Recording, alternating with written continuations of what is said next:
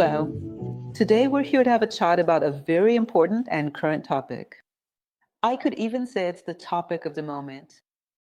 We'll see it every day in the news, which is the issue of crisis. The word crisis itself, in this particular context we live in, has been one of the most cited, one of the most used, whether well or poorly applied. So let's talk a bit about crises, not just individual, not just personal, but also social, political, economic crises. The crises themselves, what exactly are they? And what stance would we recommend from a philosophical perspective in the face of this? We've talked a lot about this here on YouTube, that philosophers like to clarify words well, to know how to distinguish and identify exactly what they are dealing with. So, is any pain, any problem you experience in your life a crisis? Not necessarily. Often, no. You'll borrow a theory from India, which is the law of karma, when they say that every action provokes a reaction. It's very similar to the Christian idea that selling is free, that the harvest is mandatory.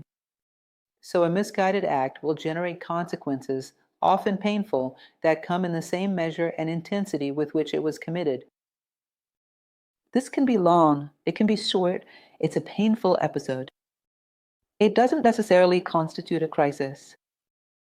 The word crisis, which we'll soon explore the etymology of, is closely related to selection, to choice. The word crisis has a somewhat systemic characteristic. It affects either the entire life of a person, and knows sometimes it even spills over beyond the person's life, into a historical moment, a historical context of humanity. It has a characteristic of affecting different things simultaneously, whether individually or collectively. So imagine a moment where everything gets tangled up and it seems like our life isn't moving forward, and this also resonates with external circumstances.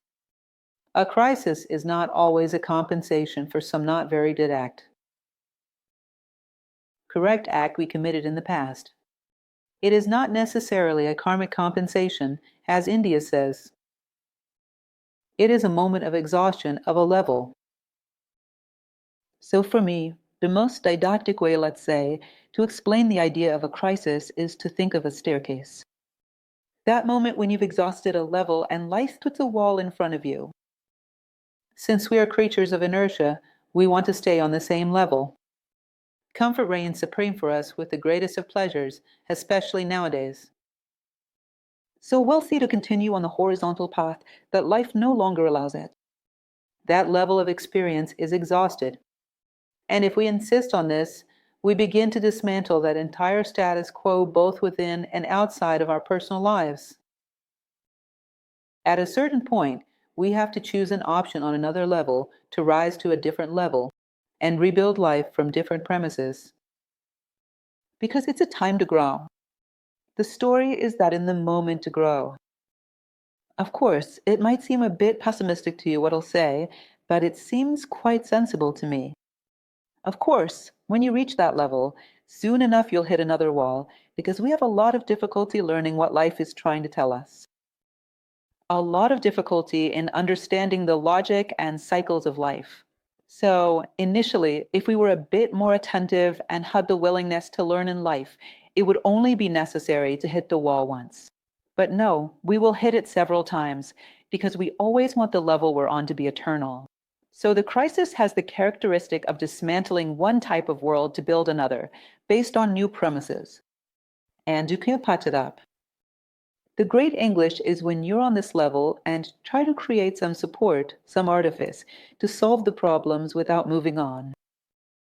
Because any patchwork done to stay in the same place, when life says it's time to move on, will be disastrous and short-lived.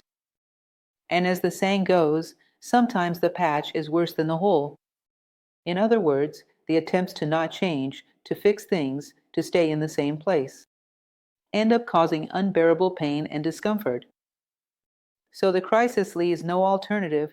It forces you to change premises, to move to a different level.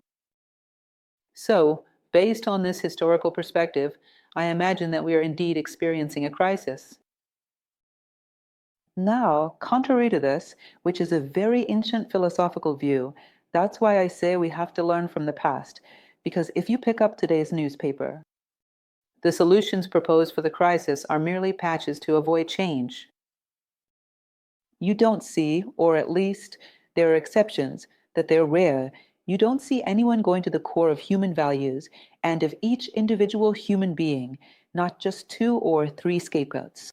You don't see anyone proposing a profound change in human values, starting from within themselves, starting from the things around them, but always small palliatives aimed at changing external things. Once, I gave a talk called Change Yourself, Change the World. Contrary to this, everyone wants to change the world, but they don't want to change themselves. So it's more common to see suggestions for patchwork solutions rather than elements that can truly propel you to another level. And it's no use. If we learn from the past and see all the crises that humanity has gone through, we will see that no patch has ever worked and it won't work now. That's why sometimes people, many of you, my friends on YouTube, with the best of intentions, ask me what my political stance is. I insist on saying my political stance is to transform the human being, starting with myself. Then you say, well, that's not a political stance. Yes, and I can tell you that it might be the most radical of all. Change the world, change the person, starting with myself. In other words, it's not about going one way or the other, it's about going upward and inward. And history is waiting for this kind of change, because if not, we'll surpass this level. We'll rebuild our world on different foundations. So that's our topic for today. As always, for those who know me, you know I have a great love for etymology. So, I delved into the etymology of the word crisis, going back, because now I have a new habit. I don't just go back to Greek and Latin. I'll trace the roots to Proto-Indo-European, which is sensational. It's very interesting. So crisis comes from the Greek crisis, meaning judgment, selection, or crinum, which means to separate, decide, judge. Or way back in Proto-Indo-European, it relates to discriminating, distinguishing, sifting. In other words, it's very similar to what I tell you about intelligence, which is also intelliger, to choose among. You have to select the valid elements from this experience. Put it in your backpack and climb the mountain. Basically, when you hear the word crisis, visualize this image. It's a very good image for memorization. You have to select what was productive. You're not going to abandon everything that was done. There were very good things in this cycle we lived through. In a broad sense, evidently, there were many lessons learned. And precisely because we learned something, now it's time to move on to the next. Now it's time to grow. So we select what was good in the cycle. We put it in our backpack and climb the mountain. That's basically what the crisis proposes to us. That's in the etymology. Etymology sometimes hides very interesting secrets about things we use, about words we use, emptied, without heart. We no longer know what they propose. And according to Plato, this made the most sacred of arts impossible, which is the transmission of knowledge, when words no longer mean anything, and they become, at times, objects for you to hurt one another, with words that you don't even know if they are compliments or insults. They are objects to be tossed back and forth without any deeper meaning other than the aggression of moving an object. This is very complicated for a philosopher. The philosopher has a habit of wanting to know what he is talking about and in what sense. I really like this, and I hope to inspire you with a passion for the meaning of words. At least I'll try. Well, continuing on, we'll see that there is an Eastern doctrine, specifically Indian, which has mentioned in many lectures, and it's a fact. They call it the theory of contrast. Contrast generates awareness. So, if you take a color wheel, when you compare yellow with blue, do you notice both? If the entire universe were blue, would you see either of them? Two musical notes. Between silence and sound, do you notice both? If it were permanently the sound of one note, you wouldn't have a distinction between it and silence. You wouldn't notice it. We sometimes realize the value of things when we lose them, of a city when we move away, of life when we are faced with death. Although this is sad, it can be reversed by a conscious act of wanting to understand life now, not letting time corner us. But then, contrast generates awareness. Nature knows this. So, as Marcus Aurelius used to say, you must be upright or be straightened. Didn't our grandmother say something similar to this, right? What does it mean to be upright or be straightened? If I reflect on life through reflection, I spare myself a lot of pain and can grow. If I don't reflect, life will corner me as it conspires for my growth. All the forces of nature conspire to push us upward. So it will corner me to generate a state of awareness, a realization that allows me to continue on my path. The crisis is exactly life cornering us. Then you might ask me, or at least I would ask, so does a person who reflects and seeks to learn all the time not need to experience crises? At first, no. But I've never met a person like that. But as a theory, it's possible that someone reflects so much, is so attentive, sees life in such a symbolic way that nature never has to corner them. In other words, Plato said, if something exists in the realm of ideas, at some point it will exist in the concrete realm. This possibility exists in the realm of ideas. But in the concrete realm, I've never met anyone like that. Everyone needs to experience small crises to be nudged a bit by nature, by history at certain moments. It's exactly what we're experiencing. Consciousness arises through contrast, and crisis uses this principle to elevate human beings to a new level. And it is doing just that. It is squeezing us against the wall. From the perspective of various social aspects. Let's see that life, physical life, your body, the biological part of your body, is very prepared for crisis and knows how to handle it. So it knows how to gather the elements from the environment and discard what is unnecessary. Professor Jorge Angel Livraga, the founder of New Acropolis, used to say something simple, yet with a very interesting symbolic content. We don't live off what we eat, but what we assimilate. Life is very intelligent. She knows how to select the things that are offered to us, what is good for our health, and throw the rest away. This is an excellent strategy that allows us to flow well in all circumstances. And secondly, it also knows how to very well select the things that enter us, those that are harmless and those that can damage our health. In other words, it has immunity. Humanity doesn't think twice. If something enters with an aggressive intent, it automatically shuts the door. In other words, nature has a very good selective criterion which allows life to persevere through various crises. Let's study history and see how many climatic difficulties, how many geological challenges humanity has faced, and yet the species, Homo sapiens, has been around for 200,000 years or thereabouts. In other words, biological life knows how to deal with crises. Sometimes I think we should, in our psychological life, our mental life, pause and take a look at our body, because it has many things to teach us. In other words, we become a bit frozen when it comes to ideas. And sometimes we absorb things that aren't very healthy. And we don't know how to eliminate what serves us. We are infantilized from an emotional standpoint. If the physical body experienced this freezing, it wouldn't survive the circumstances. The first aggressive circumstance would take it away. And many times it also destabilizes our psychic body, and we don't even realize it. So, learning from the physical body every now and then would provide a good lesson. Sometimes it is wiser in relation to its environment than we are concerning the more subtle plane of human psychology of the human mind. Notice something interesting that I included in this drawing for you, the spiral. How is it used? The spiral is one of the symbols of history, whether it's the eternal return Nietzsche spoke of, where we return to the same point always with a bit more awareness, allowing us to overcome things with increasing speed, learning from past crises and thus growing with more confidence. Even the spiral of DNA in our body shows us how intelligent this form is. It is said by the individual growth of a person. It's the same thing.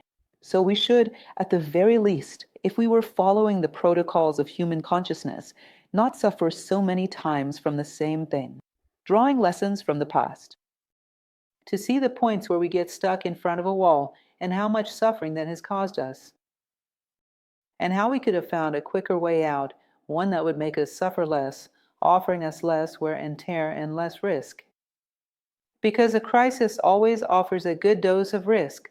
As they say about its etymology, which seems to come from Chinese, it is simultaneously risk and opportunity. So if we learned, sometimes, that we hit walls, what would have been the most effective solution that would elevate us to another level with less suffering? Perhaps now the answers would come more quickly. In other words, creating a spiral that goes through the same points, but not at the same height. In other words, when I go through a crisis like confronting my selfishness, the next time I face it, I do so at a different altitude. I have the answers I gave here, and now I'm going to add a new one, because selfishness isn't overcome with just one blow. If, like a nail we want to put in the wall, you can't do it with just one hammer strike. Embedding knowledge into our consciousness is not that simple. So I go through there with another level of consciousness, closer to the center, until at the top a 5-point star is placed. This is our Christmas tree. In other words, it's the person who narrows towards the center, going through the same difficulties, but more quickly learning from the past. And that's interesting. If we stop to think about it, this symbol holds a wisdom regarding crises, which might make them become increasingly smoother. If I pass through a point and never find an answer to it, there is no spiral. I am going around in circles, passing through the same points, and not through a superior presentation of the problem. I haven't moved to another level, so many problems remain the same. Life becomes a circle and not a spiral. A healthy life is a spiral. We go through successive crises, but each time with greater skill. And this is part of the laws of life. Well, escape, we must learn.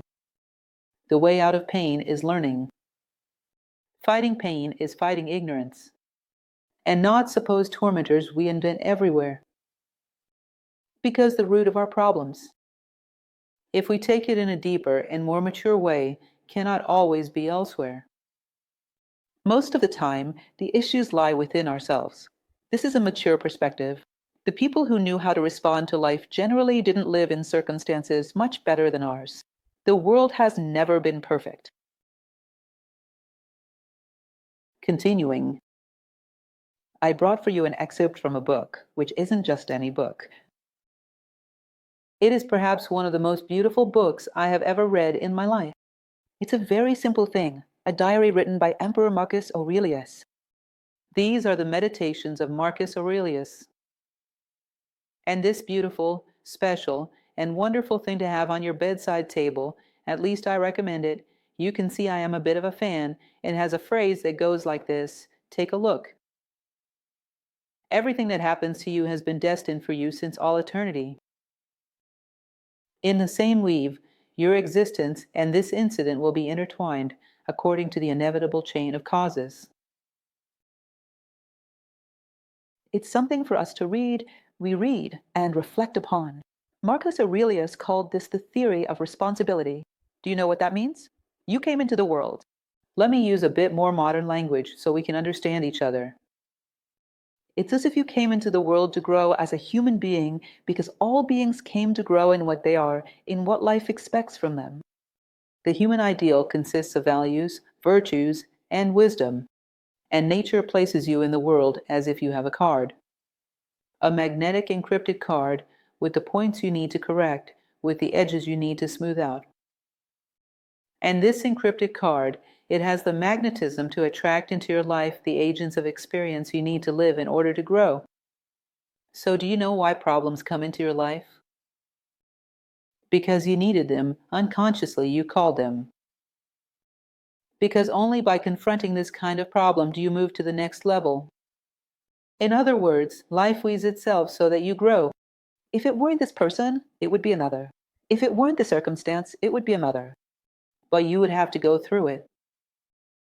Because this is a point of exhaustion that, once overcome, will allow you to grow, and you came here to grow.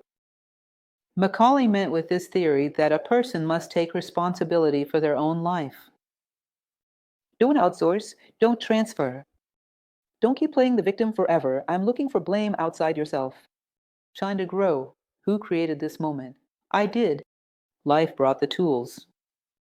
And many times, if I ignore this circumstance, I turn a circumstance.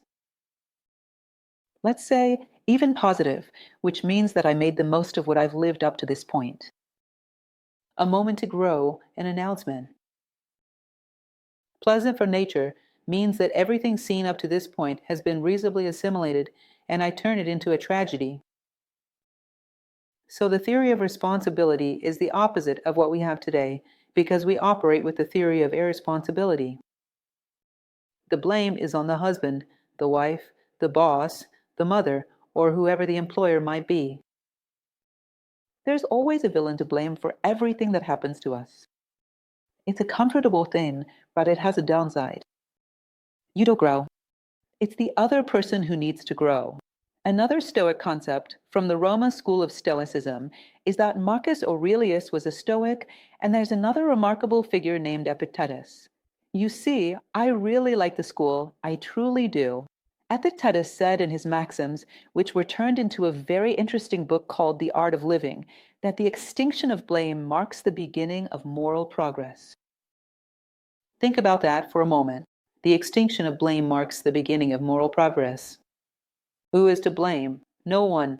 Who is responsible? Me. I received a mission and ill fulfill it. And the product of this mission isn't things in myself. I came into the world to build myself as a human being. It's one of the things we discuss a lot in the philosophy course at New Acropolis. Nature has already done everything that it wanted and needed. She wanted flying machines, she made comets. She wanted beings that travel at the speed of light, so she made light itself. It doesn't need our help to make things. It needs our help to build humans. Because for that, there is a law called free will, and it cannot do this for us. So, ultimately, the product of all our efforts is the construction of ourselves and a way to teach others how to do this. In other words, helping others to grow. So when you eliminate blame, there are no more guilty parties, only those who are responsible, which in this case am responsible for my growth. You'll use the situation as a springboard to grow, to get closer to my goal and to what life expects of me, in my mission ultimately, which is the construction of myself and being a reference for the construction of others. So it's beautiful, yet another beautiful passage from Epictetus in your Art of Living. It'll tell you the Stoicism is full of things like this. Seneca is also wonderful in the good promoter of philosophy, but let me tell you, we have an amazing heritage from the past. I can't help but share. I've had friends, and I have to share this story because I find it very funny, who told me they were going to do a genealogical study of their family to see if 10 generations back, or 8, I don't know, there was some noble, someone who inherited some wealth. And sometimes I approached these people and said, look, 10 generations back, I don't think so, but go further back, go back 2,000, go back 2,400 years, and I'm sure you'll find an inheritance. In doing like you now is taking me back 2,400 years, 2,000, 1,800, 1,700. These people left a legacy. And it's a treasure that can indeed bring us great fortune, in the true sense of fortune, by reaching what truly holds value in life. That which truly cannot be taken away from us, which is some skill to live well, to live as a human being. Perhaps this historical moment is crying out for a human being who knows how to respond to life as a human being. And this may be the voice of the crisis. It's asking this of us. Until we listen and respond, it won't work. Well, don't take problems personally. Winter didn't come because of you, nor does it chase after you. We sometimes see in cartoons the little character walking in the rain chasing after them. No, it doesn't rain because of you. Winter wasn't invented to spite you. Things are what they are cyclical. And if you go through life without being prepared for the laws of life, that's your problem of ignorance, of unawareness, of lack of preparation. Depersonalizing problems is vital.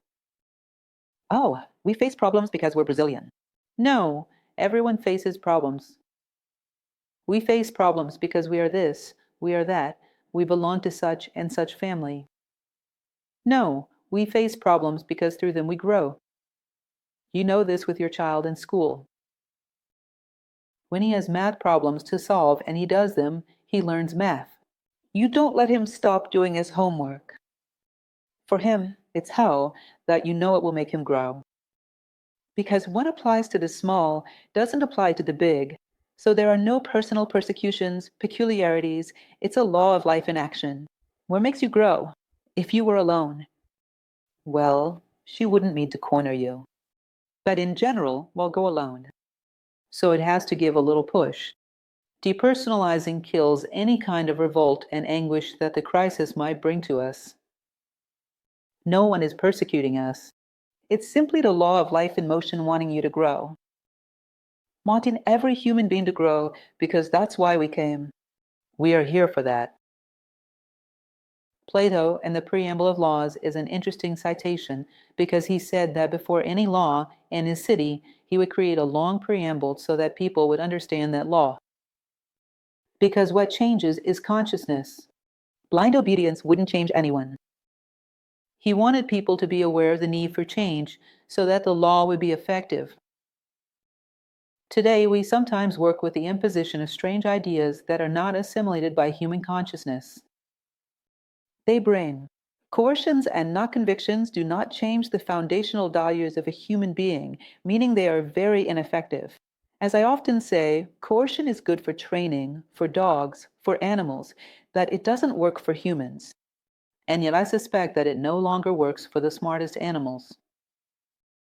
So, we must work with intelligence. Continuing, a crisis is like this bridge I showed you in this image. A bridge built over an abyss. It will require patience, self-control, and focus. And one step at a time, without haste and without pause. One of the things we tend to do, which is panic, sometimes as a response to a crisis, is when a crisis hits, I drop everything and stand still, catatonic, waiting for someone to save me.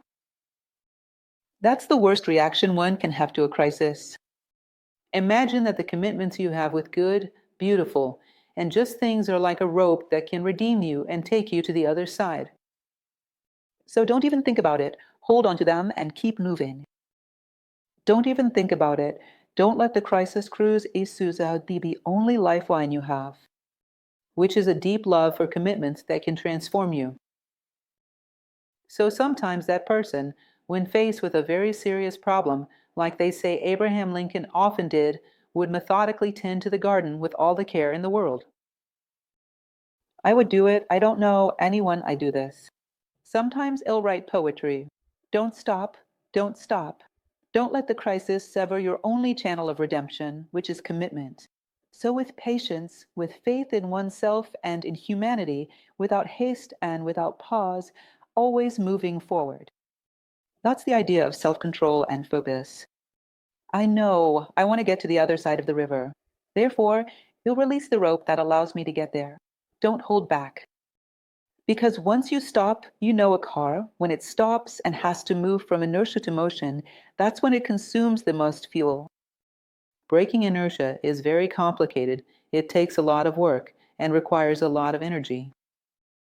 When you stop and have to start moving again, it's going to be much more complicated, much more costly from an energy standpoint. So hold on to commitments and keep moving. Don't question it in just going to do it. Simple things, but I'm just going to do it and keep moving forward. Don't hold me back. Self-esteem and hope. These are two fundamental things. It seems so cliché, doesn't it? This is important stuff. Self-esteem means I believe in myself, and hope means I believe in humanity. I know that we'll make it to the other side. This is considered a terrible thing in the current media. Because, okay, it's not something conscious. I don't believe in conspiracy theories. But there is a human vice, which is morbidity, of showing many bad things at the same time without balancing them with good things, which indeed exist and happen. This focus on the negative creates a morbidity in the human being, a loss of self-confidence. If I don't trust humanity, if I don't trust myself, if I don't believe that within the human being there is a seed of something better, which sooner or later will break through the shell and bloom, it becomes much more difficult. That I find a way out of a crisis. Humanity needs more people who believe in it. Fundamentally, one of the elements of the crisis we are experiencing is a crisis of human self-confidence. If you believe you can change and the least runway, change won't be that easy. If you don't believe, forget it. Zero chance. I always tell a story, which I can't even say for sure what its reality is, and it's a bit cruel, but it's useful as an example. So disregard the fact that I don't even know if there are ducks behind us. Take it as if it were a tale. It is said that on one occasion an experiment was conducted with several test subjects, where some of them were placed in a basin of water to see how long they would struggle against drowning. At a certain point, one of the test subjects that was drowning was taken out, placed in a safe spot, dried off, and once it was okay, they put it back in the bucket of water. And they measured the time it struggled. It struggled for twice as long as the others before giving up. Is it cruel? I have no doubt. But, as an example, what this example proposes. What it proposes is that hope doubles your reaction energy. It struggled more because it had already been saved. He had hoped that it would happen again. I find this theory very plausible, and I see it happening in my life. When hope arises, energy doubles, triples. It has already happened. Someone has already been merciful. Someone has already been compassionate. And this is interesting for us to reflect on from the other side as well. You were merciful and compassionate to someone. You didn't just help them in that moment. You restored a bit of faith in humanity. And this will help in many other situations. He will fight twice as hard, 3 times as hard, hoping that you will come by again. You or someone similar. That's very beautiful. I included in this PowerPoint for you, talking about this catastrophism that generally the media tends to affect us due to a morbidity that isn't just theirs, it's everyone's, a very strong focus on the negative.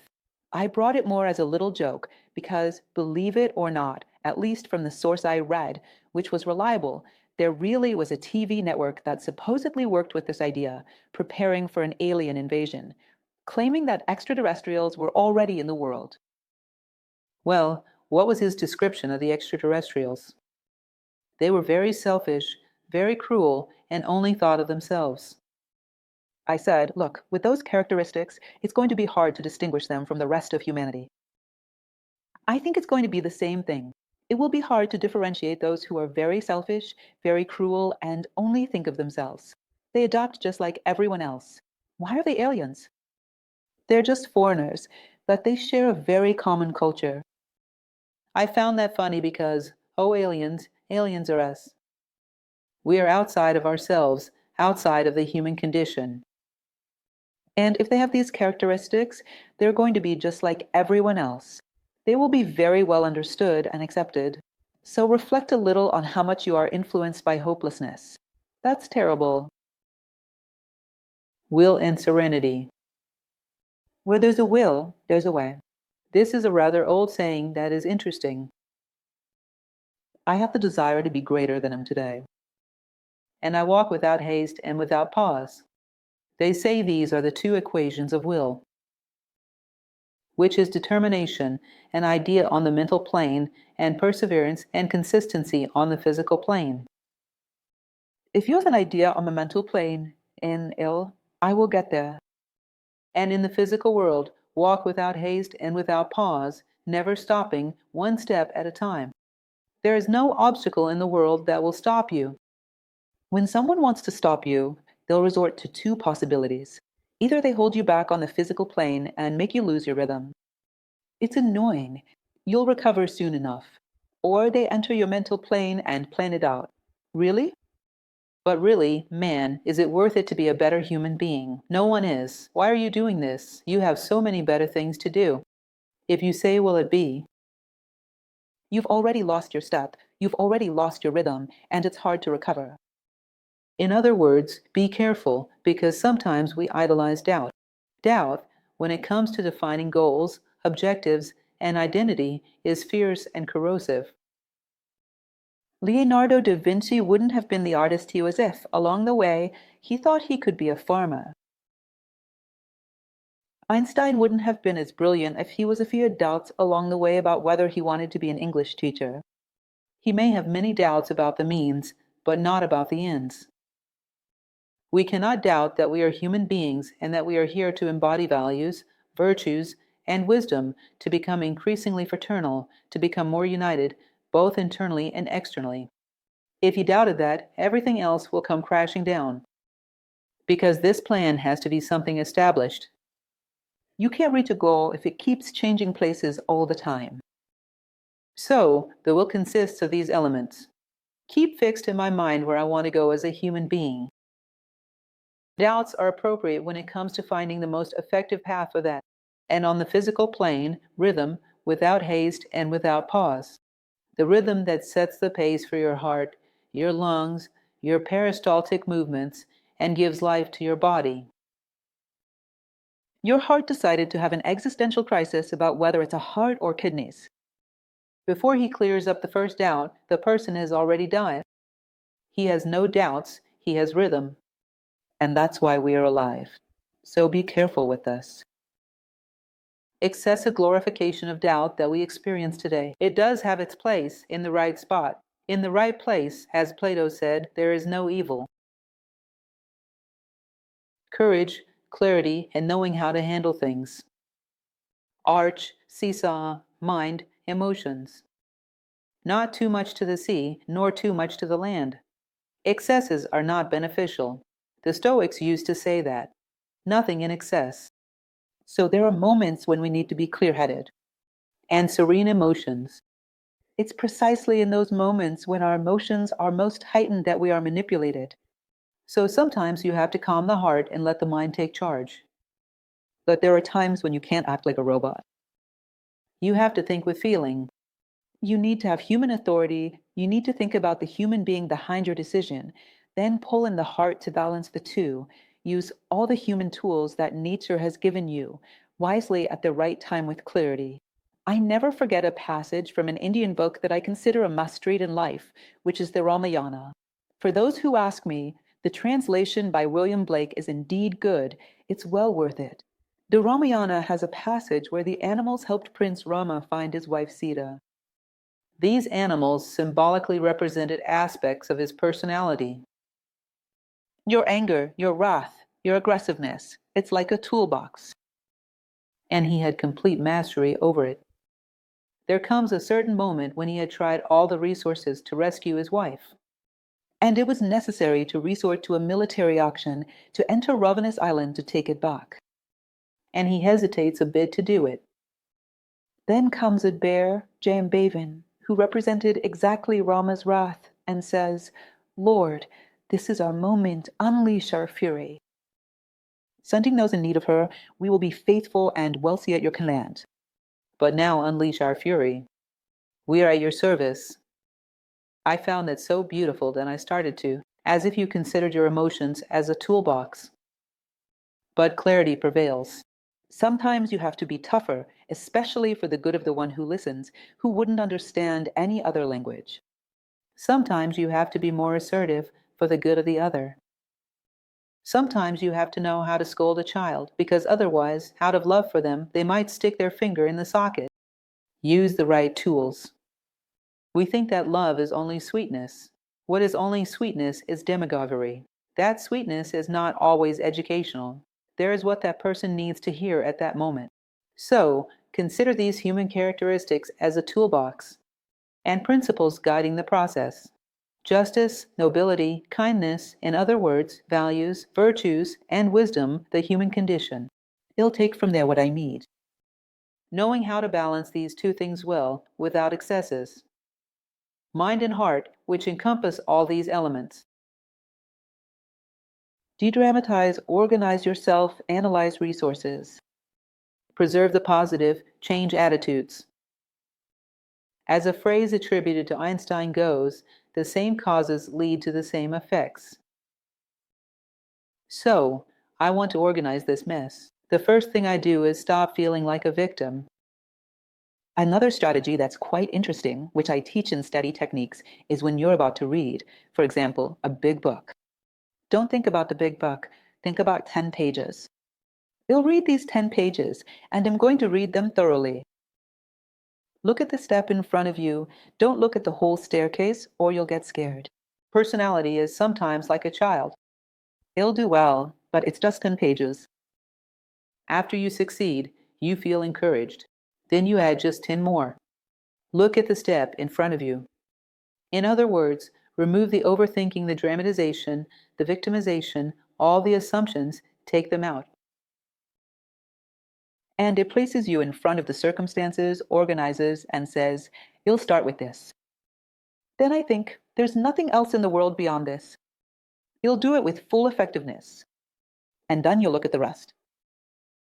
For those who know, I also gave a lecture some time ago about an Indian classic, which is probably the greatest, the Bhagavad Gita. Actually, this passage isn't exactly from the Bhagavad Gita, it's from the Mahabharata as a whole. The Bhagavad Gita is a part of it. There was a prince trained by a great warrior, and this prince, he and all his cousins and brothers were being trained in archery. Then their instructor, Drona, asks his brothers to come and look at a wooden bird that had been placed on a branch with a big X marking its eye. And they say you have to hit that X. Then they picked up the bow and were asked, what do you see? I see the blue sky, the leaves of the tree, the flowers, and the bird's eye. Don't shoot, you can go. And each one came and answered the same thing. Then Arjuna came, drew his bow, and was asked, what do you see? The eye. What else? Nothing. The eye. You may shoot. In other words, there are certain moments when you have to focus on the eye. Because if the world around becomes ceteris paribus, meaning everything stable, everything a mass. It's funny how we sometimes get used to doing this in life and don't realize its value. The other day I was at a restaurant and there was something outside playing terrible music. And someone said to me, listen to that awful music. And it was a surprise to me. I wasn't hearing any music at all. I created a soundproofed area. I was paying attention to the food and that person. We know how to do this every now and then to protect ourselves. Focus. It'll start here, organizing this chaos. It'll start here. From here, second step, third step, without haste, without pause, never getting discouraged, rolling out good strategies with clarity and summoning my enthusiasm and hope in the emotional realm. That's a good reaction.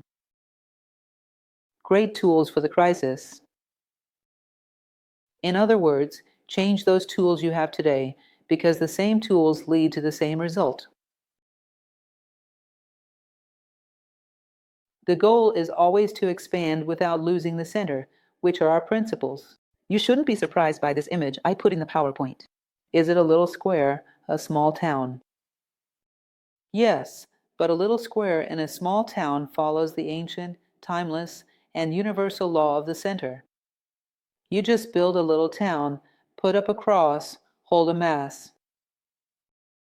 Then you build the main church there. And from there, the city radiates outward, and everything that needs to be celebrated, everything that needs to be Socratic, returns to its center. You can't lose the center. The crisis cannot destroy your identity. You have to reach the other side without losing yourself along the way.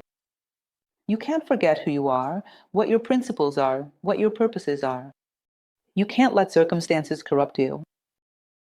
So it'll carry my identity to the ends of the world. I will not betray who I am. There is an old saying that referred to Rome, already in its time of decline, which is said to have been spoken by a priestess, a Vestal, who said, "Woe to us who conquered the world, but lost ourselves." Be careful overcoming the crisis. You can't overcome it as something else. You have to overcome it as yourself. You are the one leading the process. Don't get lost in the middle of the battle. Preserving the center is something very important. The equation of time is something I use a lot when I talk, for example, about time management, which is something we also don't know how to do. The equation of time means facing difficulties with all the time in your hands. It's a form of eternity. Learn from the past, your memory. We've had a bunch of crises, generally quite similar. Don't say that during a crisis in ancient times we didn't have the internet. That's not important anymore. The most important thing is that human beings were very similar. The problems were very similar. Selfishness was there. Cowardice, the lack of fraternity, it was all there.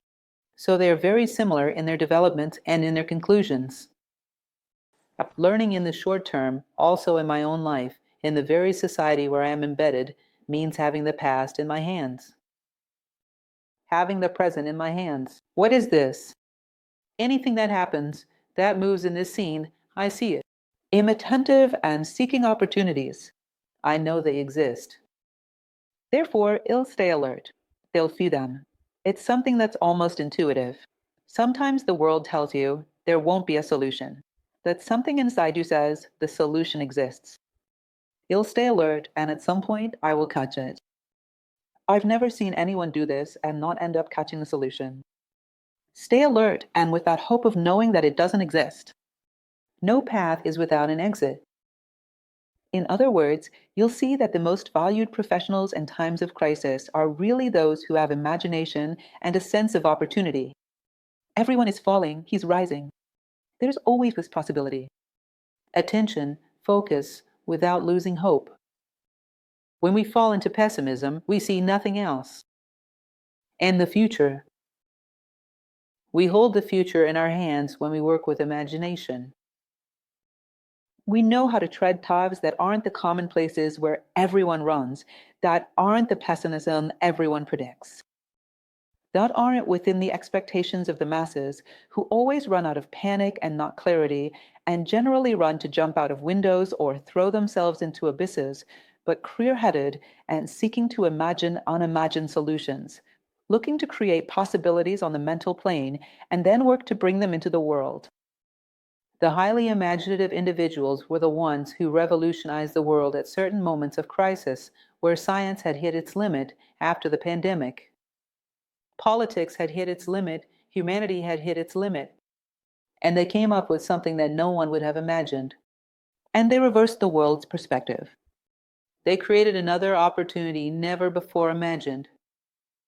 In other words, if you have the past, memory, present, attention, future, imagination, all in your hands, you have eternity. All the time is yours. Of course, you'll find a way out.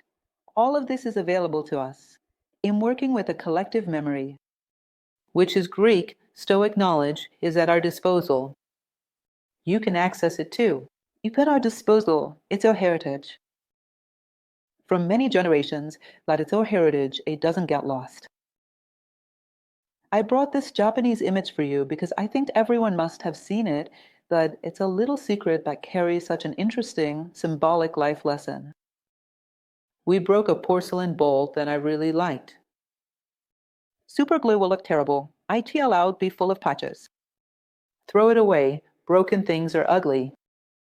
They place tremendous value on this. They take it, glue it, and coat all the cracks with a layer of gold. In other words, a gold laminate showing the cracks instead of hiding them. And a bowl like this, full of patches covered in gold, holds more value than a new bowl. She resisted adversity. It withstood decomposition, destruction. She knew how to seek unity once more. And these moments were so brilliant that instead of hiding them, you put gold on them for everyone to see. It's like looking at yourself in the mirror, seeing your wrinkles, your gray hair, and saying, I know what I've achieved. This is a battle scar. I know what it cost me, what it gave me. So everything you see in the mirror reminds you of a lesson of growth. You have to paint all of this with gold. Don't be afraid to show that we've been through crises. We survived. We have a precious lesson to share. If we get through this, we will be so much stronger and have so much to teach humanity that it will be worth it. It will be worth it. We will have a precious legacy to leave for the future. Because we owe it to the future. We have received so much from the past. If we get through this, when we reach the other side, we will be rich, in the best sense of the word. So put gold on the cracks that have been mended. One thing that's interesting to consider amidst all of this is that there's a good indicator that shows us if we're overcoming the crisis in the right way, which is a lofty goal always leading to a path of solidarity and fraternity. Maybe that's why life creates crises. What do I mean by that? Let's take a moment to consider the Pythagorean decade. Things come from the one, from unity, and at the end, they reach 10. 1 plus 0 is 1 again. In other words, things come from unity and return to unity again, but with more awareness. The process of the universe's development is a process of gaining awareness. But the sign that you are following the natural course of life and overcoming crises well is more fraternity, more unity, more harmony, both internally and externally. Take the symbol of the pyramid. The greatest sign that you are rising is becoming ever closer to unity. If you're becoming more separated with more hatred, more sectarian, you're going down, my friend, moving away from unity. So maybe life creates crises precisely for this reason, so that we can get closer to this ultimate destination of all beings. A fraternity, a unity applied to the moment we are living in. As the great philosopher Sri Ram used to say, fraternity is the recovery of unity within multiplicity. It's a piece of that broken ball you put together. It's a piece of God that you found amidst the world's multiplicity. A little piece, 2, 3 pieces of the puzzle that have been put together. This already has something of unity. It means I have walked. This is a very clear sign. So, continuing, as we wrap up, I would like to share a phrase with you. Once again, I emphasize, these are phrases that I try to extract from the most reliable sources in the world, that since I haven't actually read a book, you never know how it's said out there. But this phrase is attributed to Albert Einstein, and regardless of who said it, because we are focusing here on the message. It's a beautiful message which goes as follows. Crisis is the best blessing that can happen to people and countries, because crisis brings progress. Creativity is born from anguish, just as day is born from the dark night. It is in crisis that inventions, discoveries, and great strategies are born. Whoever overcomes the crisis overcomes themselves without being overcome. Those who attribute their failures and hardships to the crisis undermine their own talent and respect problems more than solutions. The real crisis is the crisis of incompetence. Without crisis, there are no challenges. Without challenges, life is a routine, a slow agony. Without crisis, there is no merit. It is in crisis that the best in each of us emerges. So imagine no crisis ever happened in my life. Naturally, the body will follow its cycle, it will age and lose its faculties. The physical body will become increasingly weakened, the senses will wear out. The loved ones, the children, start to drift away, taking their own paths in life. In other words, we become sick, lonely. Our loved ones of our age start passing away. Our descendants start taking the course of their own lives. In other words, life is a tragedy. If there isn't some crisis within it that shows us something time cannot take away from us. So when you navigate through a crisis well, you gain self-awareness. Because if all crises point inward to our very essence, end of life, and this essence, this vision of the essences, ensures that you are never truly alone. It ensures that you are never incapacitated, even if your body doesn't function, because there is something within you that nothing and no one can take away. Crises give you the opportunity to go beyond time to access something of a timeless essence. If you live an absolutely peaceful life without crises, there will come a time when time will take everything from you.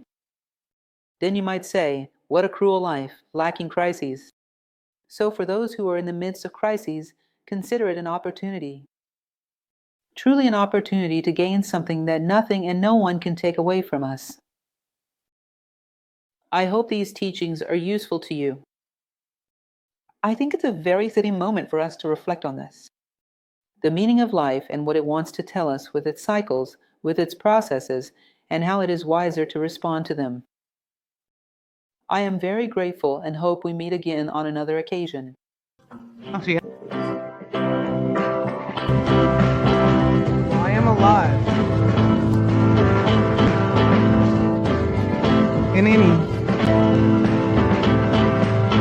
Wait, what do I have? No one can take away. I have my hair, I have my arm, I have my face, I have my eyes, I have my nose, I have my mouth.